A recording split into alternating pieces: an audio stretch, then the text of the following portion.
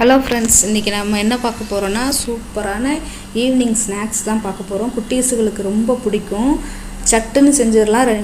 வீட்டில் இருக்கக்கூடிய ரெண்டே பொருளை வச்சு செஞ்சிடலாம். ஈஸியாக செய்யக்கூடியது, ரொம்ப செலவெல்லாம் கிடையாது. குட்டீஸுகளுக்கு உடனே செஞ்சிடலாம். ரொம்ப டேஸ்ட்டாகவும் இருக்கும். அதே நேரத்தில் ரொம்ப செலவும் ஆகாது. உடனே செஞ்சு கொடுத்துடலாம். எண்ணெயும் குடிக்காது. ரொம்ப நல்லாயிருக்கும். முறுமுறுன்னு சாஃப்டாக டேஸ்ட்டாக. இங்கே பாருங்கள் எப்படி இருக்குன்னு பாருங்கள். இதுக்கு ஒரு சட்னி இருக்குது, அதை டிஸ்கிரிப்ஷனில் லிங்க்கு தரேன், அதை செஞ்சுக்கோங்க. இதுக்கு ஒரு கப்பு அரிசி மாவு எடுத்துக்கிட்டேன். ஒரு உருளைக்கிழங்க வேக வச்சு நறுக்கி மிக்சியில் அரைச்சி இதோடு சேர்த்து கலந்துக்கோங்க.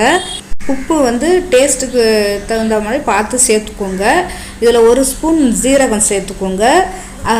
பச்சை மிளகாய் ஒரு 2 குட்டி குட்டியாக நறுக்கி போட்டு சேர்த்துக்கோங்க. கொத்தமல்லியை பொடி பொடியாக நறுக்கி கொஞ்சம் சேர்த்துக்கோங்க. கருவேப்பிலையும் கொஞ்சம் பொடி பொடியாக நறுக்கி கொஞ்சம் சேர்த்துக்கோங்க. அவ்வளோதான். இதில் நம்ம தண்ணியை பார்த்து கொஞ்சம் கொஞ்சமாக மிக்ஸ் பண்ணிக்கலாம். நம்ம கையில் அள்ளி இப்படி போடுற அளவுக்கு மிக்ஸ் பண்ணிக்கிறணும். ரொம்ப தண்ணி ஊற்றிடக்கூடாது. ரொம்ப தண்ணி ஊற்றினீங்கன்னா அது வராது.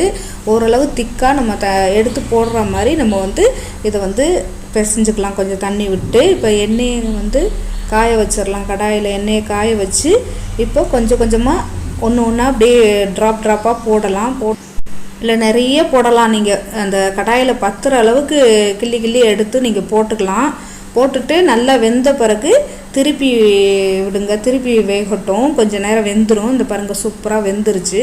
ஒவ்வொரு முறையும் போட்டு எடுத்துக்கோங்க. இதுக்கு அந்த புதினா கொத்தமல்லி சட்னி சூப்பராக இருக்கும். தக்காளி சட்னியும் ரொம்ப டேஸ்ட்டாக இருக்கும். ஈஸியாக செய்யக்கூடிய ஸ்நாக்ஸு. குழந்தைங்க கேட்ட உடனே செஞ்சிடலாம். நம்ம கடைக்கு போய் இதை வாங்கணும் அதை வாங்கணும்னா இல்லை, உடனே செஞ்சு கொடுத்துடலாம். வீட்டில் இருக்கக்கூடிய பொருளை வச்சு ரொம்ப டேஸ்ட்டாக மொறுன்னு சாஃப்டாக இருக்கும். பாருங்கள், இந்த சட்னி டிஸ்கிரிப்ஷனில் கொடுக்குறேன், பார்த்துக்கோங்க.